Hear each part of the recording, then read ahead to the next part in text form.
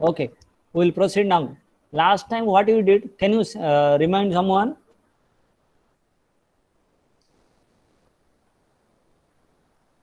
कहां तक किए थे, कोई रिमाइंड करेगा? Properties of We were charges. doing properties of charges. Properties of charges we have discussed. About the force also, electrostatic force discussion किए थे. Yes, sir. Force between two charges, na? हाँ, that we have discussed, no? Yes, sir. Okay. Property of electrostatic force we have not discussed, right? No, sir. Okay. Okay. Now we'll proceed with the electrostatic force. Here. So listen.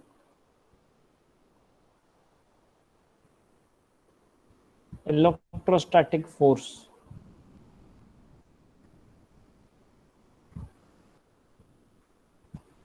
Electrostatic force, it is the force which is acting in between two charged particles. It is the force which is acting in between two charged particles, which is acting in between two charged particles.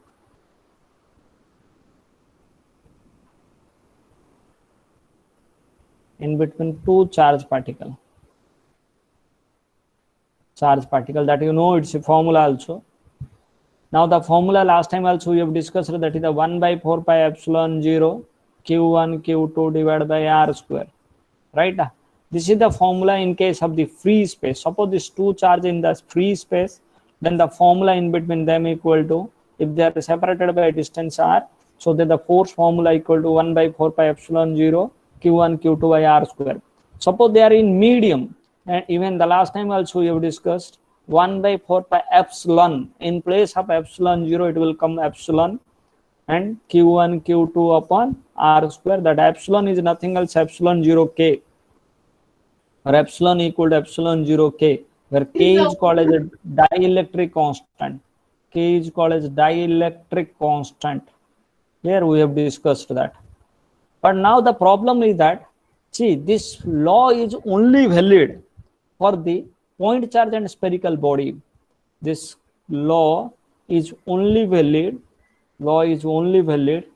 for point charge and spherical body. For point charge and spherical body. And spherical body.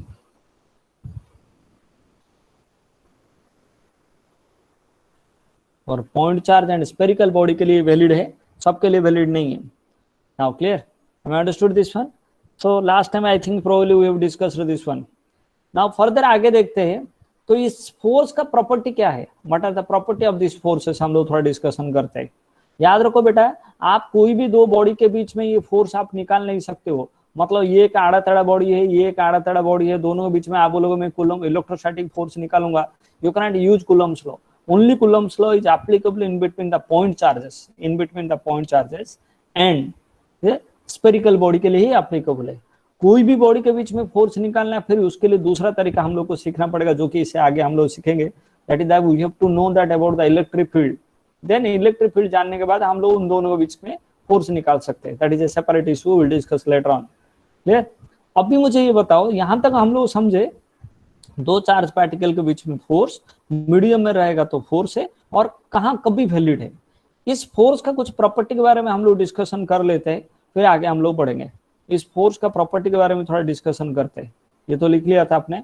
अभी ना यहाँ से आप लिखोगे बेटा, ये running notes है, आप लिख लो. समझ पे ना, आपको क्लास का नोट्स भी मिलेगा उसमें, बट ये जो पॉइंट्स में दूंगा ना, बहुत इंपॉर्टेंट पॉइंट्स है. Then properties, the first property that gravitational, electrostatic force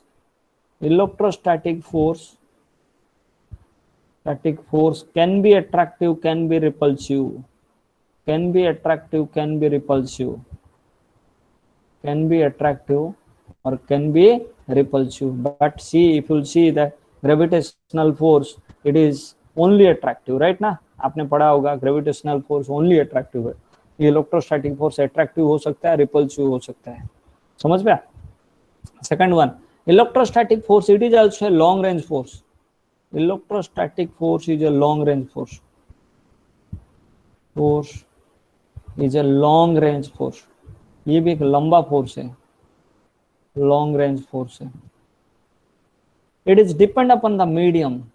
it depend upon the medium, ये depend upon the medium, medium के ऊपर डिपेंड करता है, depend upon the medium. Clear? आप कौन सा मीडियम के अंदर रखते हो उसका ऊपर डिपेंड करता है। समझ में आया? Fourth one, this force is A conservative force, this force is A conservative force, is A conservative. इसका जो कंसेप्ट है कंजर्वेटिव फोर्स, बेटा बहुत ज्यादा कंसेप्ट है, फिलहाल के लिए याद रखो conservative force in the sense आप इस फोर्स की वजह से मूव करते हो तो work done is independent of path. मतलब एक बॉडी को आप इधर से इधर उठाओ इलेक्ट्रिक फील्ड की वजह से, जितना वर्क डन होगा वो इनिशियल पॉइंट और फाइनल पॉइंट के ऊपर डिपेंड करता है। आप कैसे लेके गया वो डिपेंड नहीं करता है, वेदर आप फर्स्ट पाथ में लेके जाओ या सेकंड पाथ में और थर्ड पाथ में लेके जाओ, work done by electrostatic force will be हमेशा इंडिपेंडेंट ऑफ पाथ रहेगा, वो डिपेंड करेगा initial position and final position के ऊपर। इसके लिए ये कौन सा फोर्स है? कंजर्वेटिव फोर्स है। और एक पॉइंट में लिख देता हूं, if a body is moving under action of conservative force, if a body is moving under action of conservative force, under action of conservative force, of conservative force, conservative force, total energy is always constant। ये सबसे important point है, total energy is always constant. जब कोई भी body इस force की वजह से मूव कर रहा है तो टोटल एनर्जी हमेशा कांस्टेंट है। For example you must have seen that suppose if you are a body releasing from a certain height, clear, it is moving under action of gravitational force, right? It is moving under action of gravitational force.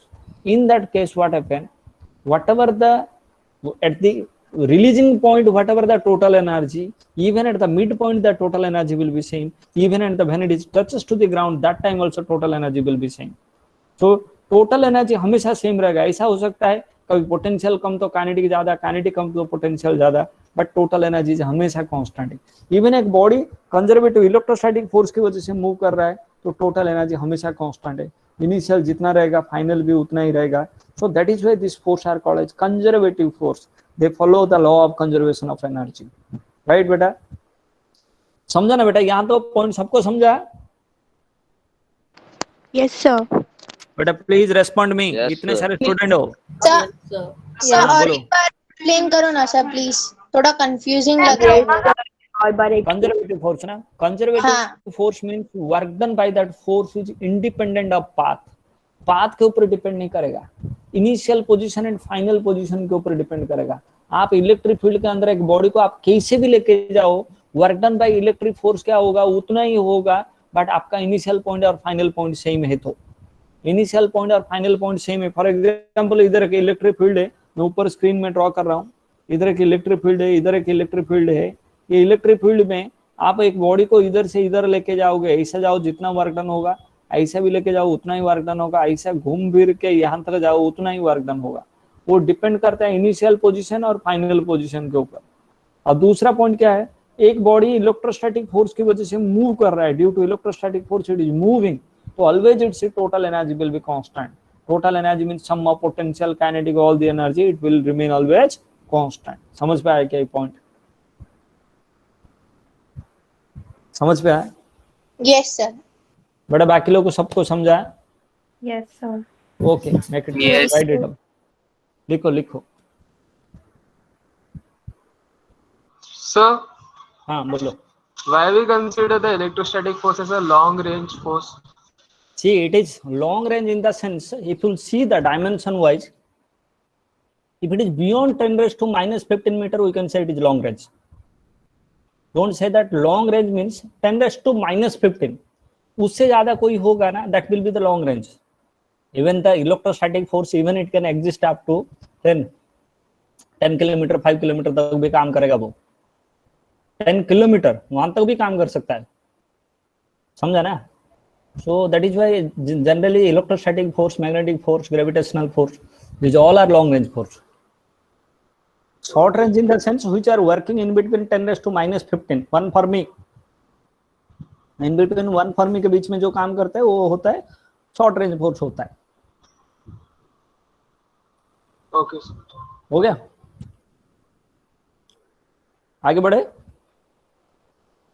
Yes, sir. Yes. सब लोग concept wise discussion कर करके अंदर तक जाओ, one of the most conceptual topic है. Now we should move after the property, that one of the important property that we discuss, it follow the principle of superposition. It follow the principle of superposition.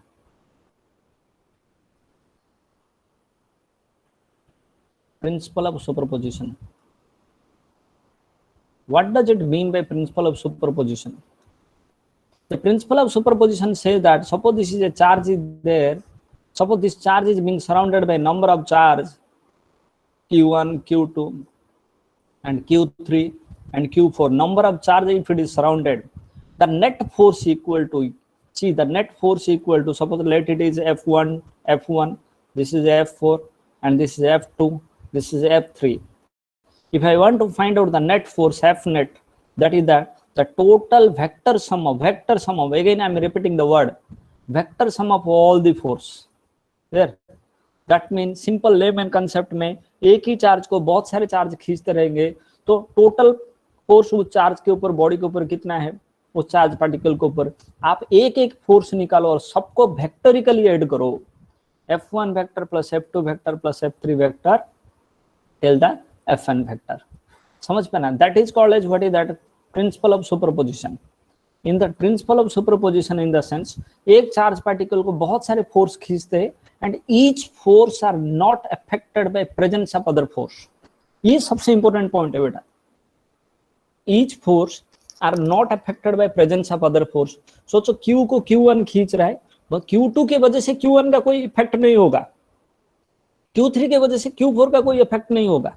Each force behave independently, where they are not affected by presence of other force, and the total force will be find out by adding vectorically all the force. सारे force को वेक्टरिकली add करोगे. क्यों इस point को मैं emphasise क्यों कर रहा हूँ? When you will go for the JEE NEET, ज्यादातर क्वेश्चन इसके ऊपर आप फेस करोगे. समझ पे ना? इसके लिए मैं कोई पॉइंट को ज्यादा एम्फासाइज कर रहा हूँ, मतलब समझ जाओ you are going to face in the entrance examination, उसका ऊपर ज्यादा क्वेश्चन फेस करने वाले हो. समझ पे? तो ध्यान पे रखो, ये पॉइंट को समझा बेटा. If a charge particle is being attracted by number of force charge particle at a time, then the net force will be vector sum of individual force. Here पूरा net force जो आएगा, हर एक force को आप add करोगे वेक्टरिकली, जो आएगा that will be the net force, and each force is not affected by presence of other force. So I am writing here, if a charge particle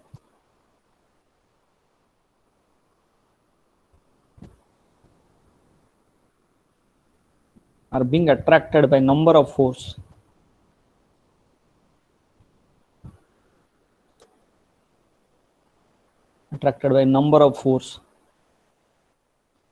net force equal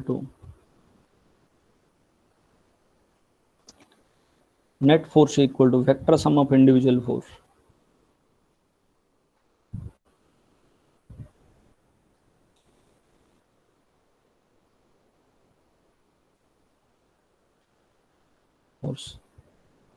हो गया?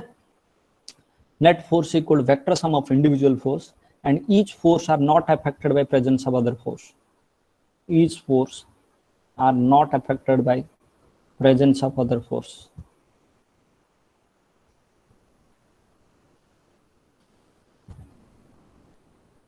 Presence of other force. तो right it down, लिख लो बेटा. समझ पे आया इसको? सबको समझ पे आया ये point? Yes, sir. Your name बेटा, आपका नाम क्या है? Yes, sir. हेलो,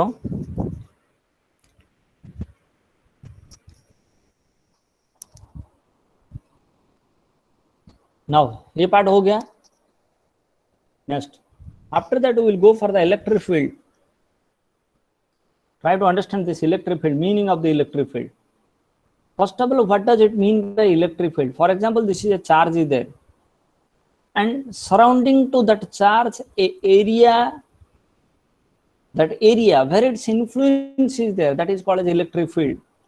जैसे बेटा कुत्ते का फील्ड रहता है, कुत्ते का एरिया, कुत्ते का फील्ड रहता है, एक नहीं. कुत्ता अपना गली में शेर रहता है, उसका जो गली है उसका फील्ड है, क्योंकि उस गली में उसका कुत्तेगिरी चलता रहता है। समझ में आया ना? सेम पे आजकल भाई लोग का भी फील्ड रहता है, समझ में? पप्पू काना का फील्ड है, बाबू हटेला का फील्ड है, ऐसा सो टिपिकल भाई लोग रहते हैं, उनका फील्ड रहता है। फील्ड का मतलब क्या है बेटा? जिस जगह पे उसका राज चलता है, उसका असर है, उसको बोलते हैं उसका फील्ड है। जिस जगह पे वो फिजिकली नहीं जाके उसका काम हो सकता है, उसको बोलते हैं उसका फील्ड है। भाई अपने घर पे बैठता रहता है, मगर भाई का घर पे 2 किलोमीटर दूर में उसका असर रहता है, उसको बोलते क्या है? उसका फील्ड है।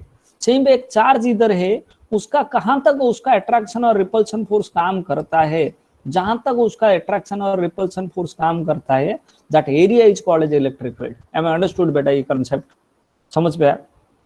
जिस एरिया तक उसका चार्ज का अट्रैक्शन या रिपल्शन फोर्स काम करता है, उसको बोलते हैं उसका इलेक्ट्रिक फील्ड। बेटा इसको अच्छे से समझो कंसेप्ट को। जैसे कुत्ते का कुत्तेगिरी, जितना एरिया कुत्ते का कुत्तेगिरी कितना कहां तक काम करता है, उसका गली जहां खत्म होता है, उसका गली खत्म हो गया, फिर दूसरे कुत्ते का एरिया चालू हो जाता है, तो वो जो एरिया है उसका क्या है बेटा? इलेक्ट्रिक फील्ड है। समझ पे ना? सेम वे एक चार्ज का जहां तक अट्रैक्शन फोर्स काम करता है, उसको बोलते हैं उसका electric field. So it is the space around any charge, it is the space around any charge where its influence is there, जहां उसका असर रहता है, where its influence is there, जहां उसका असर है। Now question create, how to measure this electric field? इसको मेजर कैसे करेंगे? एक चार्ज का कितना फील्ड है उस जगह पे, उसको मेजर कैसे किया जाएगा? सिंपल सा कंसेप्ट है बेटा। आप देखो, अभी उस जगह पे एक 1 कूलम चार्ज को रखूंगा मैंने। सोचो मैं इस पॉइंट में फील्ड मेजर करना चाहते हो, मार्किंग दिख रहा है, मैं इधर फील्ड मेजर करना चाहते हो, तो मैं इधर 1 कूलम चार्ज को रखूंगा। इस 1 कूलम चार्ज के ऊपर वो कितना फोर्स एक्सर्ट कर रहा है, उसी को बोलते हैं उसका फील्ड। जैसे एक भाई, 2 भाई आजू बाजू में है, दोनों का फील्ड मेजर करने का है, तो दोनों भाई का एरिया में एक बंदे को छोड़ा हम लोग ने। एक भाई का एरिया में क्या है, वो बंदा जैसे ही गया उसको क्या है, हाथ पैर तोड़ दिए, उसको फिर हाथ पैर सही सलामत करके दूसरा भाई का एरिया में छोड़े, तो उधर उसको 1-2 थप्पड़ मारे, तो कौन सा भाई का फील्ड ज्यादा है रे बेटा? बोलो कौन सा भाई का फील्ड ज्यादा है? जहाँ हाथ पैर तोड़े उधर फील्ड ज्यादा है कि नहीं? मतलब क्या हुआ, उसका फोर्स उधर ज्यादा एग्जर्ट किया, उधर फोर्स, भाई का फोर्स उधर ज्यादा है। जहां सेम वे इलेक्ट्रिक फील्ड को कैसे मेजर किया जाएगा? एक 1 कूलम चार्ज को छोड़ा जाएगा और उस 1 कूलम चार्ज को बोलते हैं टेस्ट चार्ज। कौन सा चार्ज बोलते हैं? Test charge. ये हुआ तुम्हारा टेस्ट चार्ज है, ये जो चार्ज है ना, that is test charge. Test charge क्योंकि इसको टेस्ट पर्पज के लिए भेजा गया। और ये जो चार्ज है ना, सोर्स चार्ज, जो कि भाई चार्ज है, ये भाई है, इसका ये फील्ड है, सोर्स चार्ज। सो ये जो टेस्ट चार्ज आएगा, उस टेस्ट चार्ज के ऊपर कितना फोर्स एक्सर्ट करेगा, दैट फोर्स को बोलते हैं इलेक्ट्रिक फील्ड। मतलब इलेक्ट्रिक फील्ड को कैसे मेजर किया जाएगा? तो electric field equal to, electric field का जो फॉर्मूला वाला डेफिनेशन क्या है? It is the force exerted bye,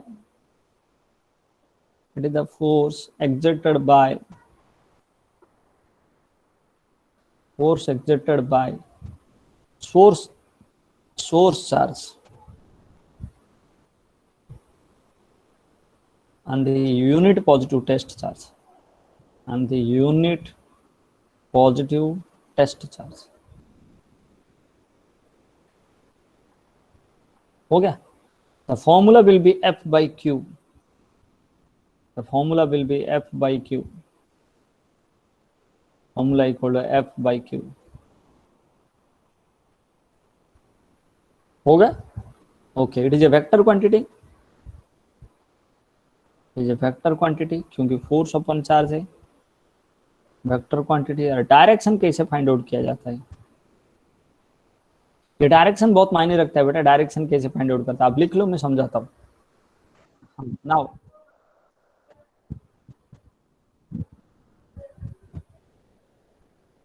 अब इधर मुझे बताओ, तो इलेक्ट्रिक फील्ड का फॉर्मूला F by Q आ गया। इसका यूनिट क्या आ जाएगा? यूनिट न्यूटन पर कूलम, समझ में आ गया। और इसका डायरेक्शन जो है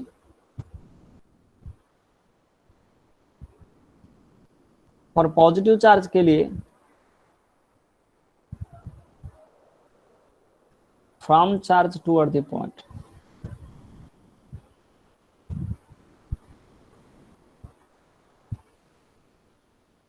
और नेगेटिव चार्ज क्या आएगा, from point toward the charge. From charge toward the point है, फॉर नेगेटिव चार्ज के लिए from point toward the charge आएगा। याद रखो बेटा, फॉर पॉजिटिव चार्ज के लिए from charge toward the point है, और नेगेटिव चार्ज के लिए from point toward the charge है। समझ में आ गया। याद रखो दोनों डायरेक्शन, इलेक्ट्रिक फील्ड का डायरेक्शन याद आया ना। पॉजिटिव चार्ज के लिए from charge toward the point, negative charge के लिए from point toward the charge. For a point charge के लिए इसका फॉर्मूला क्या है, for a point charge, for a point charge के लिए इसका फॉर्मूला याद रख लो हमेशा के लिए। फॉर ए पॉइंट चार्ज से इलेक्ट्रिक फील्ड का फॉर्मूला 1/4πε0, 1/4πε0 Q/r², 1/4πε0 Q/r²। इसको प्रूव भी कर सकते हैं, बट फॉर टाइमिंग में आप याद रखो।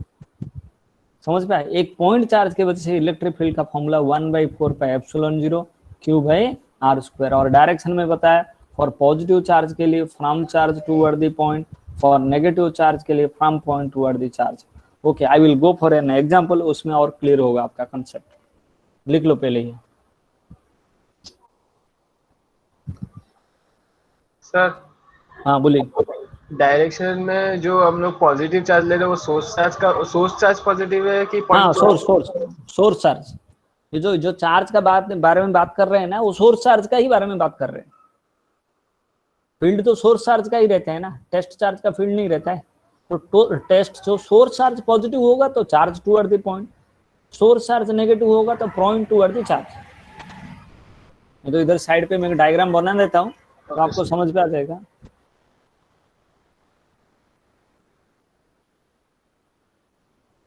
ये पॉजिटिव चार्ज है, सोचो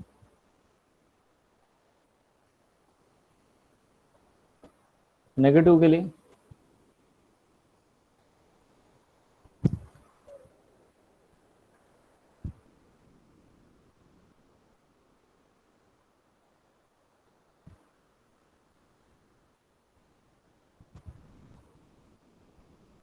हो गया। चलो लिखो। सर यहाँ पॉइंट टेस्ट चार्ज को डिनोट करता है ना? नहीं नहीं, पॉइंट जो है सोर्स चार्ज को डिनोट करता है। पॉइंट मतलब हाँ, या पॉइंट जो है टेस्ट चार्ज को डिनोट करता है।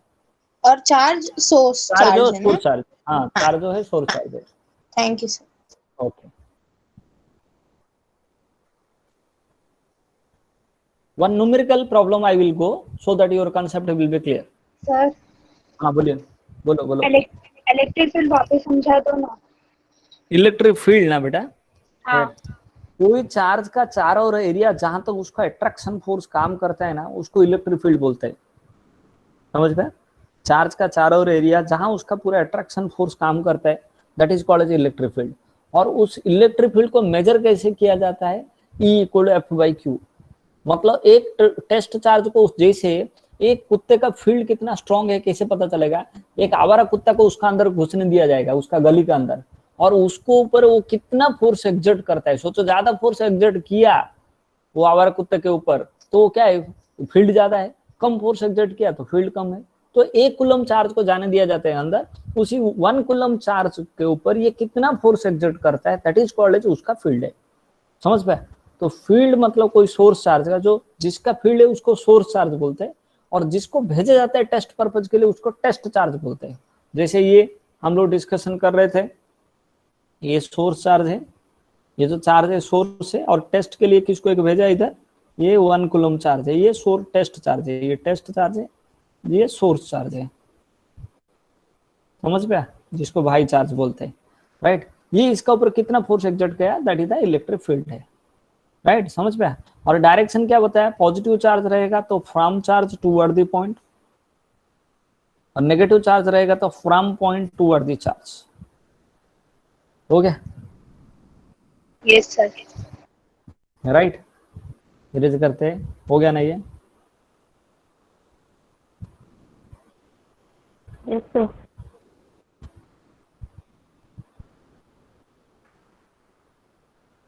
Next one. तो चलते हैं बेटा, एक एग्जांपल चलते हैं।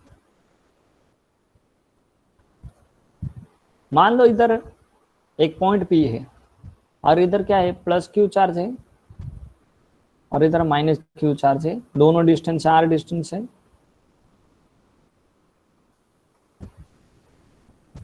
Find the electric field at point P.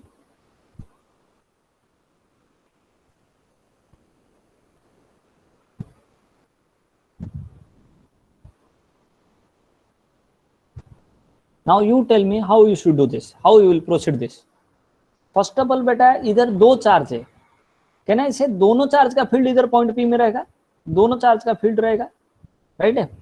तो let E1 is the electric field at point P, electric field at point P due to plus Q charge, due to plus Q charge. हो गया? तो therefore बेटा E1 कितना आ जाएगा, 1/4πε0, क्योंकि ये point charge है, Q/r² क्योंकि डिस्टेंस r है। डायरेक्शन किस तरफ रहेगा बेटा, देखो मैं उधर एरो मार्क में दिखाता हूँ, डायरेक्शन किस तरफ रहेगा, as it is positive charge from charge toward the point.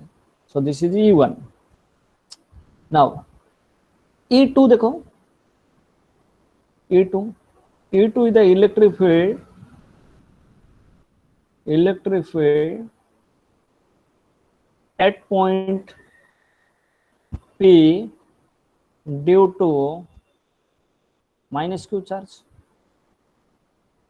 Okay, so therefore E2 will be 1/4πε0 Q/r² again, both are QQ and the distance is also same, Q/r²। but here problem is that गलती से बेटा Q के जगह पे minus Q नहीं लिखने का, भले वो नेगेटिव चार्ज है, नेगेटिव चार्ज के वजह से फील्ड निकाल रहे हो, उसका माइनस क्यों नहीं लिखने का, क्योंकि उसके लिए डायरेक्शन ऑलरेडी आप उल्टा ले रहे हो, that is from point toward the charge. See negative charge के वजह से जो फील्ड है ना, वो from point toward the charge है। समझ में आ गया? Clear? If I will give the name here APB, so this is AP along AP and this is along TB.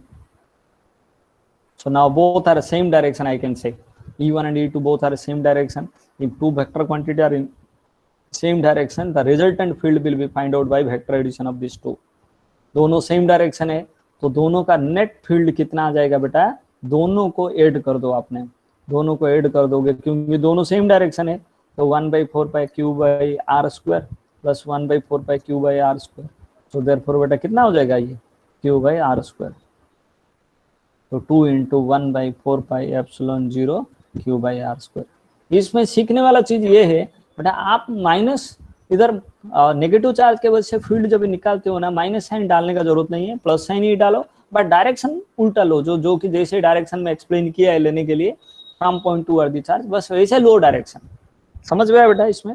और दोनों फोर्स इधर देखो, दोनों फील्ड एक ही डायरेक्शन हो गया, तो दोनों फील्ड लीजिए वेक्टर क्वांटिटी, सिंपली ऐड कर दो दोनों को। समझ में आ गया बेटा इधर?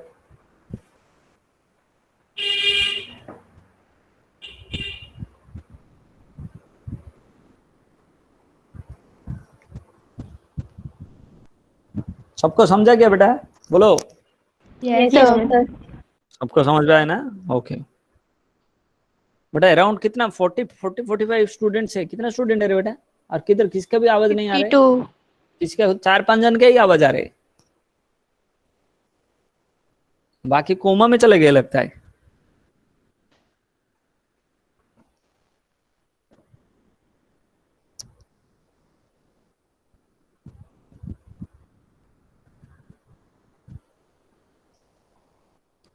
तुमको वीडियो दिख रहा है ना मेरा, ना स्क्रीन दिख रहा है? हाँ सर वीडियो भी दिख रहा है, स्क्रीन भी दिख रहा है। हाँ हाँ दोनों दिख रहे हैं, तो वो फिर कुछ डेमो दिखाने का तो प्रॉब्लम होगा। ये जूम ऐप में ना वो दोनों कंफर्टेबल है, बट इसमें ना थोड़ा गड़बड़ होता है।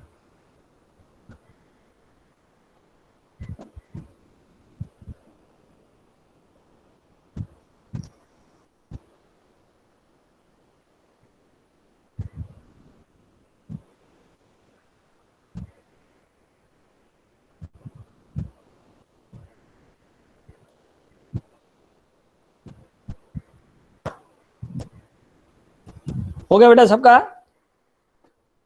No, No, sir. sir. Yes, sir.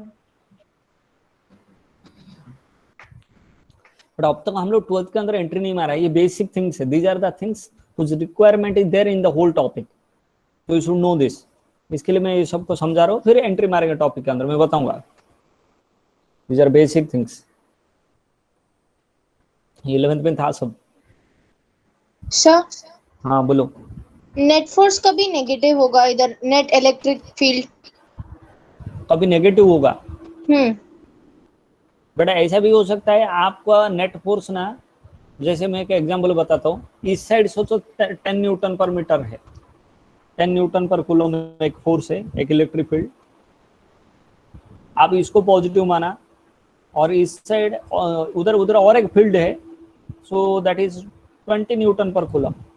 तो इस केस में एफ नेट कितना हो जाएगा? आप राइट साइड को पॉजिटिव माना तो लेफ्ट साइड को नेगेटिव है, तो 10 minus 20 that equal to minus 10, ये आएगा नेगेटिव तभी, क्योंकि राइट साइड वाला 10 है that is positive, left side वाला 20 है that is negative. Total will be 10 minus 20 minus 10 that will be, ऐसा होगा नेगेटिव। समझा ना बेटा अभी? हाँ, ओके सर।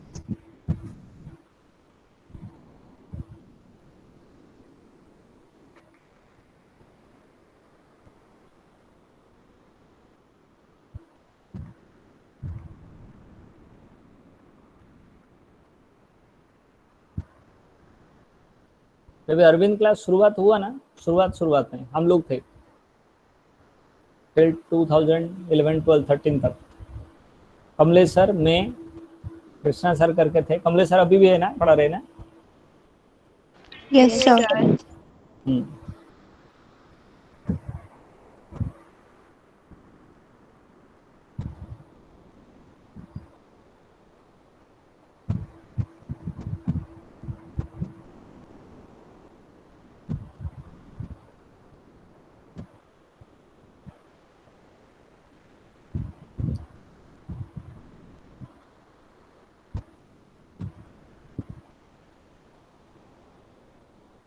हो गया? इरेज करें, आगे बढ़े?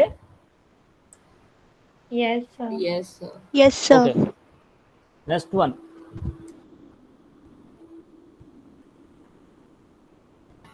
Yes.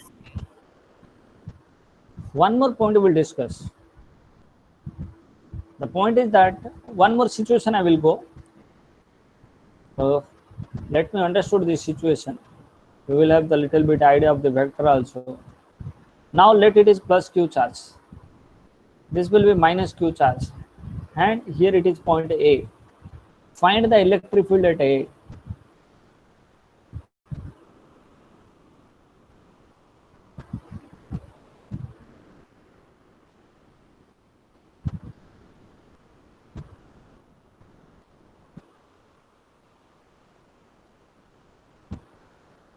Find the electric field at A.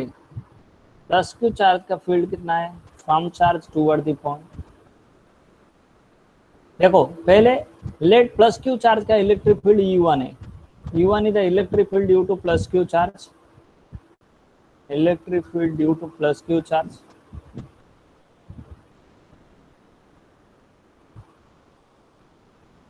E2 is the electric field due to minus q charge.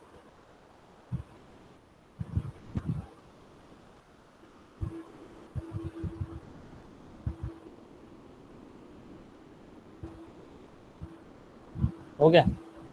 Now what should I write here? E1 equal to 1 by 4 pi epsilon 0 q by, let this each side are A. Each side is A, hence I should write 1 by 4 pi epsilon 0 q by E square, right?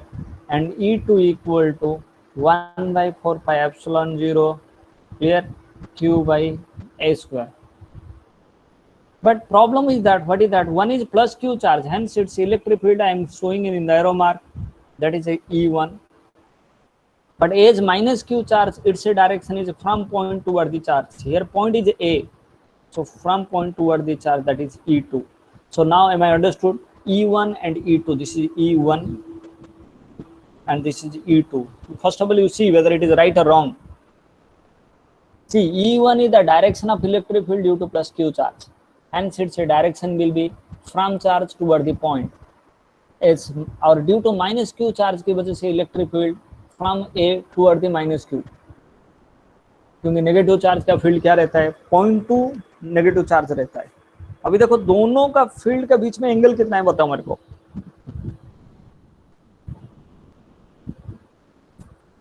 60. दोनों field के बीच में angle कितना है? It's not 60. It's 120 because this is 60 and this is the force between angle between two field, that is 120 degree. This is E1, E2. So now if I will go for E net electric field, I should go for the parallelogram formula, E1 square plus E2 square plus 2 E1 E2 into cos 120. You know the parallelogram law. Now problem what is that? E mod E1 equal to mod E2. जितना E1 है उतना ही E2 है. So I should write here E net equal to root over E square, again E square, plus 2 E into E cos 120, because both are equal. Now E net equal to 2E square, this is 2E square plus 2E square into cos 120 is minus half. So this E net equal to root 3 into, समझ पे minus half है, so therefore it will be E आ जाएगा. E net equal, solve करो देखो E आ जाएगा.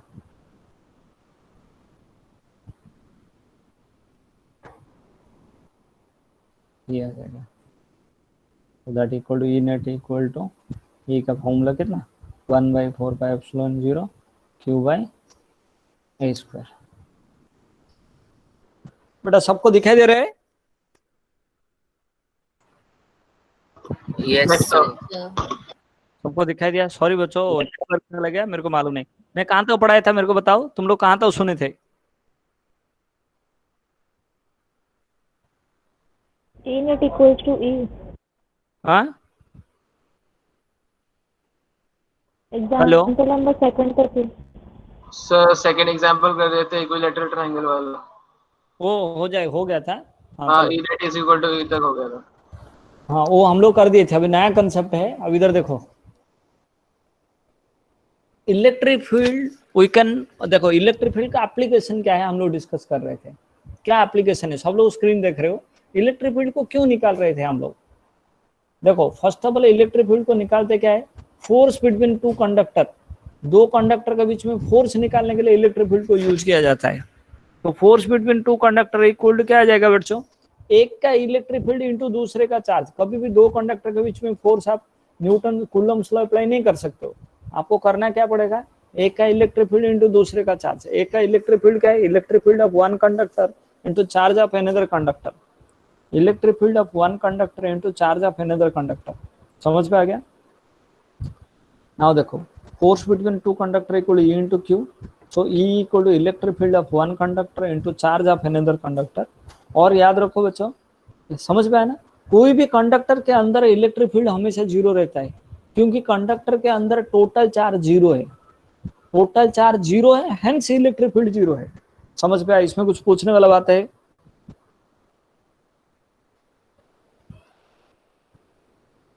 सबको समझा गया? देखो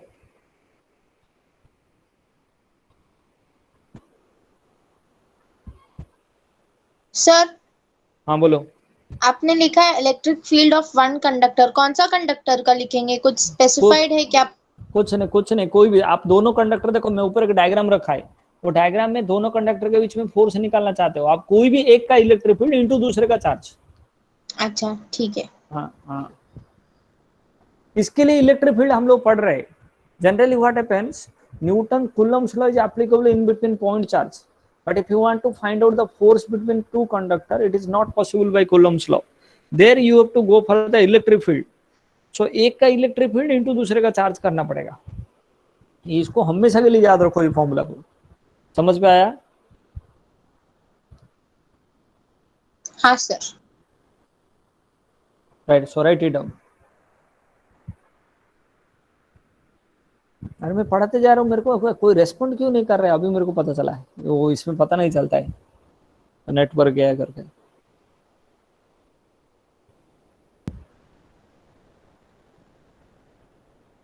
सर. हाँ बोलो. सर कंडक्टर्स के अंदर ये इलेक्ट्रिक चार्ज क्यों नहीं होते? उसके अंदर तो फ्री इलेक्ट्रॉन्स भी होते हैं. कंडक्टर के अंदर फ्री इलेक्ट्रॉन जनरली सरफेस के ऊपर रहता है. कंडक्टर के अंदर जितना पॉजिटिव चार्ज रहता है उतना ही नेगेटिव चार्ज रहता है. चार्ज रहता है, जितना पॉजिटिव चार्ज रहता है उतना ही नेगेटिव चार्ज रहता है. इसके लिए total charge always zero, hence electric field is zero. तो फिर से इंसुलेटर और दूसरे सब्सटेंसेस को क्यों कंसीडर नहीं किया? उन लोग में तो फिर जीरो होता है. वो उस इंसुलेटर में नहीं होता है. इंसुलेटर में you can not set total charge equal to zero. समझ गए ना? इंसुलेटर नहीं हो सकता है. ये कंडक्टर का एक प्रॉपर्टी, इसके पीछे एक रीजन है, आगे हम लोग डिस्कशन करेंगे, गॉस थ्योरम में डिस्कशन करेंगे. समझ पाए? इंसुलेटर में you can not set total charge equal zero inside this. Conductor का ये एक प्रॉपर्टी भी है, याद रखो. कंडक्टर के अंदर हमेशा इतना ऐसा चार्ज एडजस्ट होकर रहता है, टोटल चार्ज जीरो ही रहेगा हमेशा.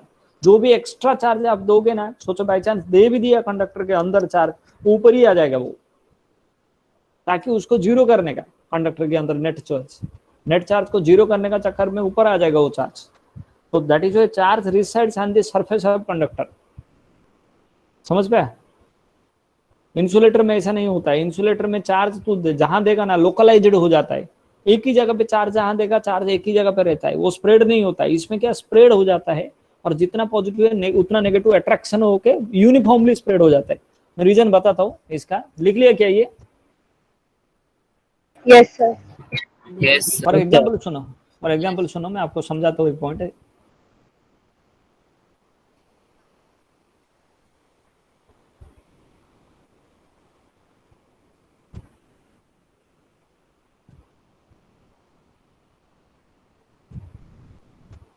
ये कंडक्टर है बच्चों, ये कंडक्टर है. इसका अंदर तुम पॉजिटिव चार्ज दिया ना, सोचो पॉजिटिव चार्ज दिया, प्लस क्यू चार्ज दिया ना, ये माइनस नेगेटिव चार्ज ऐसा एडजस्ट हो जाएगा उसका सराउंडिंग में ना, टोटल चार्ज जीरो हो जाएगा. समेशन अंदर टोटल चार्ज क्या हो जाएगा? जीरो. और जो भी एक्स्ट्रा चार्ज है ऊपर क्रिएट हो जाएगा. समझ गए? ये ट्रिक हमेशा याद रखो. सोचो ये कंडक्टर है, आपने 10 कूलम चार्ज दिया, तो automatically minus 10 coulomb charge attraction की वजह से अरेंजमेंट हो जाएगा. अट्रैक्शन की वजह से माइनस 10 कूलम चार्ज सराउंडिंग में. तो इस साइड माइनस 10 कूलम चार्ज आएगा तो ऊपर प्लस 10 कूलम चार्ज दिखाई देगा. क्यों देगा? क्योंकि इस सरफेस के ऊपर नेट चार्ज जीरो होना चाहिए इधर भी, क्योंकि ऑलरेडी इसका ऊपर चार्ज नहीं था ना, आपने दिया 10 कूलम चार्ज है, तो इस 10 कूलम की वजह से माइनस 10 कूलम इधर क्रिएट हुआ, उधर ऊपर कितना क्रिएट होगा? प्लस 10 कूलम, ताकि प्लस माइनस मिलकर total charge zero. Total charge ये पूरा सिस्टम में अब टोटल चार्ज कितना है? 10 कूलम चार्ज है, क्योंकि आपने दिया 10 कूलम. कभी भी याद रखो, कंडक्टर के अंदर जितना चार्ज देते हो उतना चार्ज ऊपर क्रिएट होता है, उतना चार्ज इनर साइड में, उतना नेगेटिव चार्ज क्रिएट होता है. समझ पे आ गया? क्योंकि कंडक्टर में चार्ज मूवमेंट कर सकता है. इंसुलेटर में चार्ज दिया ना लोकलाइज्ड हो जाता है, इधर दिया तो इधर ही रहेगा. चार्ज मूवमेंट होके इसका सराउंडिंग में क्रिएट हो सकता है, इंड्यूस हो सकता है चार्ज. आपने देखा है ना, कंडक्टर में फुल टू फुल इंड्यूस हो सकता है चार्ज. लास्ट टाइम हम लोग डिस्कस किए थे. आप जितना चार्ज दोगे ना उतना नेगेटिव चार्ज ऑटोमेटिकली इंड्यूस हो जाएगा, नेट चार्ज क्या हो जाएगा? जीरो हो जाएगा. बट इंसुलेटर में आप 10 कूलम चार्ज दिया ना, ज्यादा से ज्यादा माइनस 5 कूलम चार्ज इंड्यूस होगा, तो और बचेगा कितना? 5 कूलम चार्ज. अरे समझा रहे बेटा? कोई पूछ रहे थे क्वेश्चन? कौन पूछ रहा था? सर जो फिर अगर हम लोग ने पॉजिटिव चार्ज दिया तो उसको न्यूट्रलाइज करने के लिए नेगेटिव चार्ज हम लोगों ने लेके आया. देखो हाँ, कंडक्टर में उतना ही नेगेटिव चार्ज इंड्यूस हो जाएगा. आप इंडक्शन में पढ़े थे, लास्ट लेक्चर में बताया था. हाँ. Q dash equal to Q होता है. बट इंसुलेटर में आप 10 कूलम चार्ज दिया है ना, ज्यादा माइनस 5 कूलम चार्ज ही इंड्यूस होगा, तो बाकी बच गया तो 5 कूलम चार्ज. तो नेट चार्ज थोड़ी जीरो हुआ, नेट चार्ज तो जीरो नहीं हुआ ना। हाँ बट कंडक्टर में आप जितना चार्ज देते हो ना उतना ही नेगेटिव चार्ज इंड्यूस हो जाता है, इसके लिए टोटल चार्ज क्या हो जाता है, जीरो। अभी समझ में आया? चार्ज इंड्यूस मीन्स अगर हम लोग ने एक बॉक्स लिया, एक क्यूबॉइड ले लिया, क्यूबॉइड के राइट साइड में अगर हम लोग ने positive charge, extra positive charge 10 coulomb का डाल दिया, तो यहाँ पे इसे कुछ 10 कूलम के नेगेटिव चार्जेस यहाँ पे जाएंगे, मीन्स इलेक्ट्रॉन्स जाएंगे। तो यहाँ पे तो इलेक्ट्रॉन्स की वैकेंसी, यहाँ पे नेगेटिव चार्ज कम हो जाएगा, तो यहाँ पे तो पोलैरिटी बन जाएगी ना लेफ्ट देख साइड देख में। कैसा होता है, देख मैं कहता हूँ कैसा होता है, मैं समझाता हूँ, ये कंसेप्ट को क्लियर करता हूँ।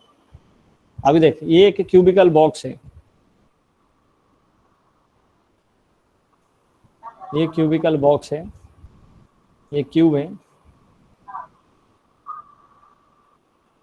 पहला बात, ये कंडक्टर में आपने चार्ज इसको रखा, इधर charge Q amount of charge रखा, तो उसका चारों ओर में नेगेटिव चार्ज क्रिएट होगा। आप सोचो बाजू में रख रहे हो तो एक ही साइड में चार्ज नेगेटिव चार्ज क्रिएट होगा, उतना ही पॉजिटिव चार्ज इस साइड से क्रिएट होगा, क्योंकि टोटल चार्ज इधर जीरो होगा। ये सीट में पहले चार्ज नहीं था, अभी भी चार्ज नहीं है, बस जितना नेगेटिव चार्ज एक साइड में क्रिएट होगा उतना पॉजिटिव चार्ज दूसरे साइड में क्रिएट होगा।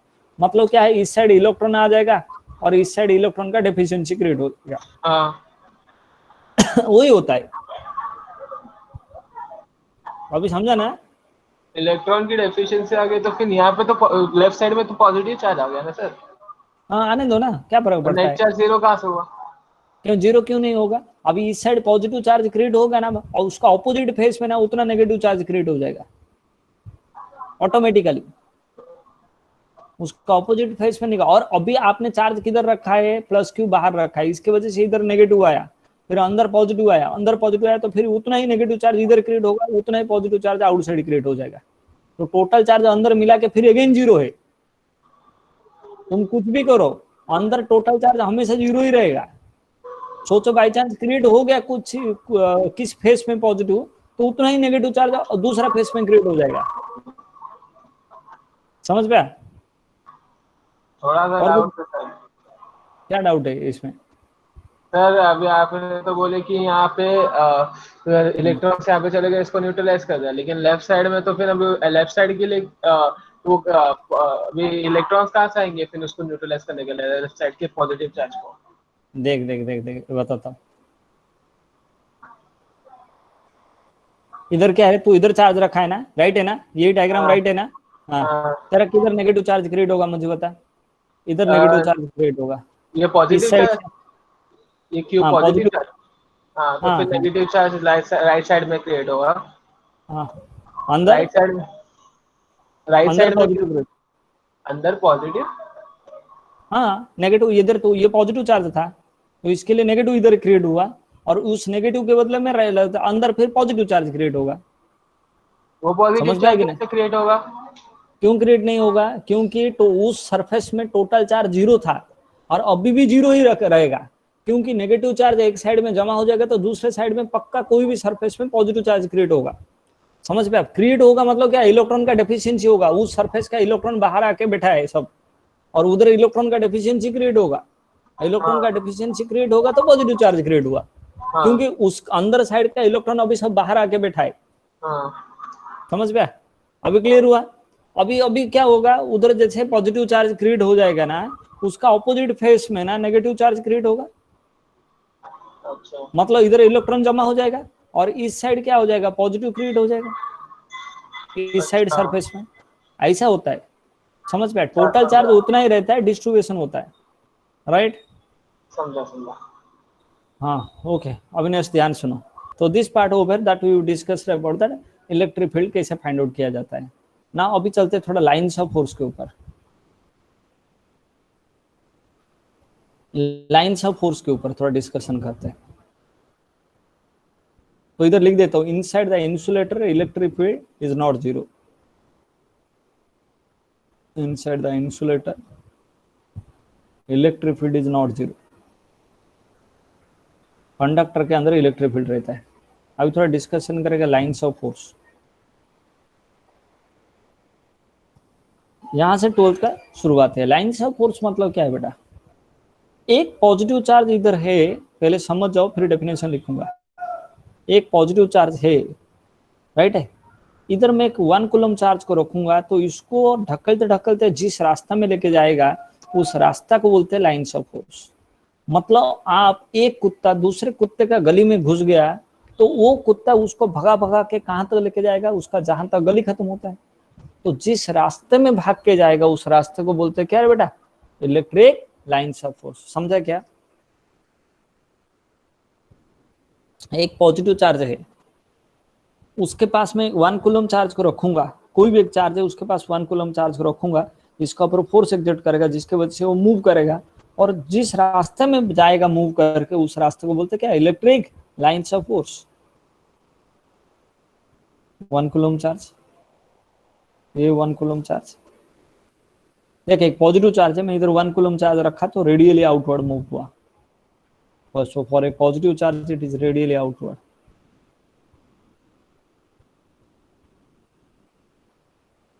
It is radially outward. Lines of force क्या बताता है बेटा, खाली बताता है इलेक्ट्रिक फील्ड है कि नहीं। लाइन्स ऑफ फोर्स है तो इलेक्ट्रिक फील्ड है। जैसे भाई लोग का चले लोग होता है, चले लोग है तो भाईगिरी उधर है, सेम पे लाइन्स ऑफ फोर्स है मतलब समझ जाने का उधर इलेक्ट्रिक फील्ड है, यही बताता है खाली। For positive charge it is radially outward. For negative charge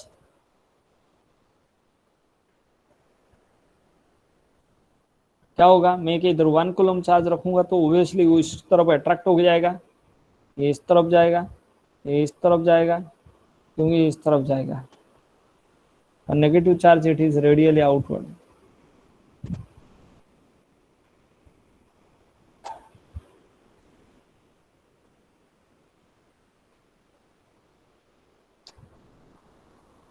radially inward sir ना, सॉरी रेडियली आउटवर्ड।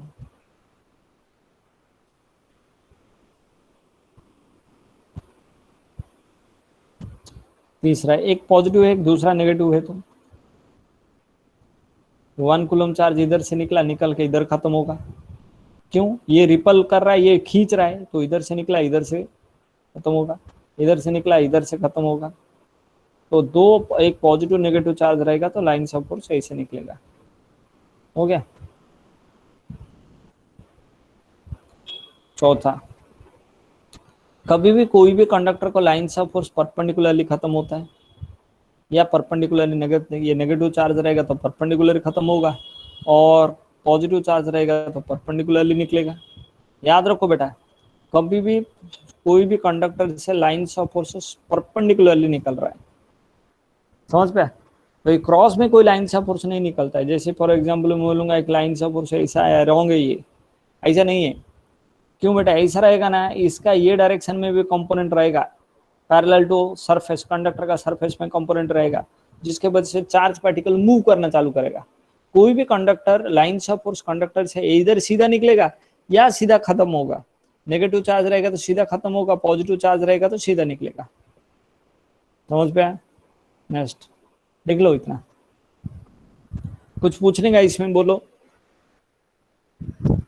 पूछने के लिए शर्माने का नहीं रे, बेशर्म होके पूछने का, बेशर्म होके फिजिक्स पूछने का, और कुछ नहीं।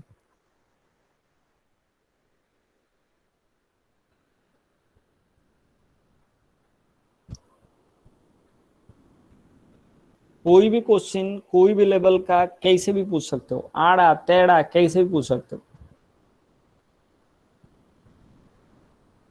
बट टॉपिक रिलेवेंट होना चाहिए।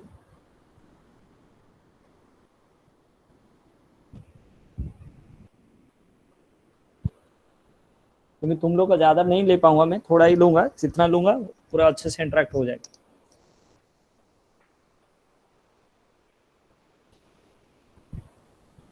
हो गया, आगे बढ़े।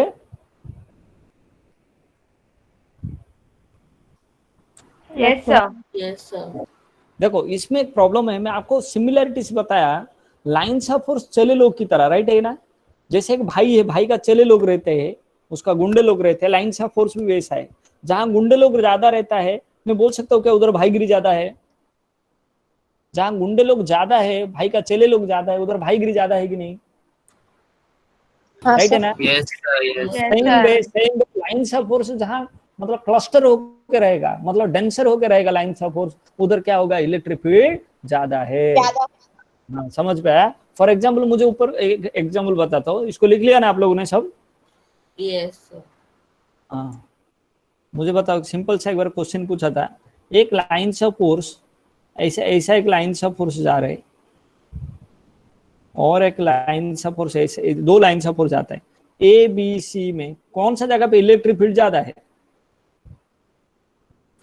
कौन सा जगह पे इलेक्ट्रिक फील्ड ज्यादा है? बी में। हाँ, so electric field is directly proportional to concentration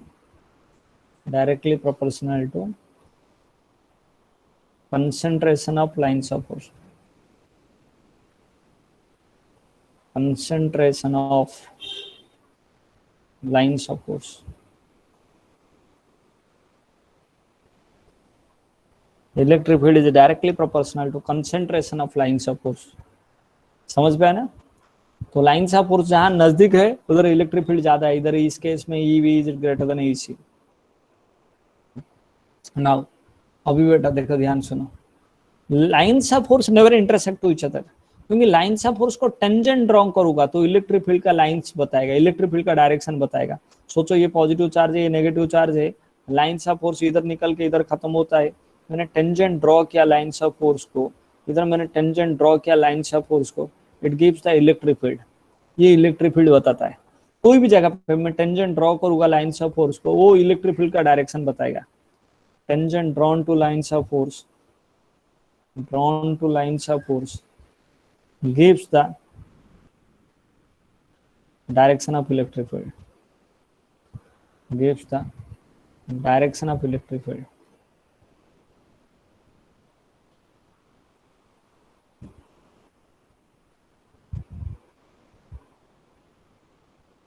हो गया। तीसरा, लाइन्स ऑफ फोर्स को जो टेंजेंट ड्रॉ किया गया वो इलेक्ट्रिक फील्ड का क्या बताता है बेटा? डायरेक्शन बताता है, right. Lines of force never intersect to each other, lines of force कभी एक दूसरे को इंटरसेक्ट नहीं करते, never intersect to each other, never intersect to each other.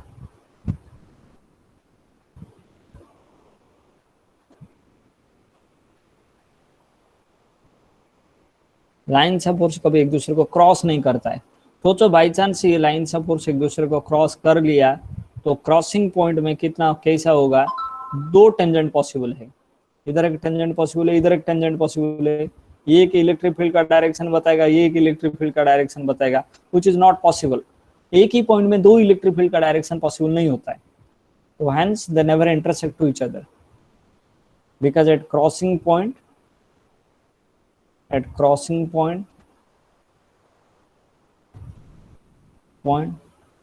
two electric field is possible, two electric field direction is possible, direction which is not possible, एक ही point में दो इलेक्ट्रिक फील्ड का डायरेक्शन दिखाएगा, अब एक दूसरे को क्रॉस नहीं करते। हो गया, तो लिख लो। फिर बेटा हम लोग नेक्स्ट क्लास में देखेंगे, घर पे पढ़ो, नेक्स्ट क्लास में आओगे, पढ़ के आओ तो आप इंटरेक्ट कर सकते हो, डिस्कशन कर सकते हो।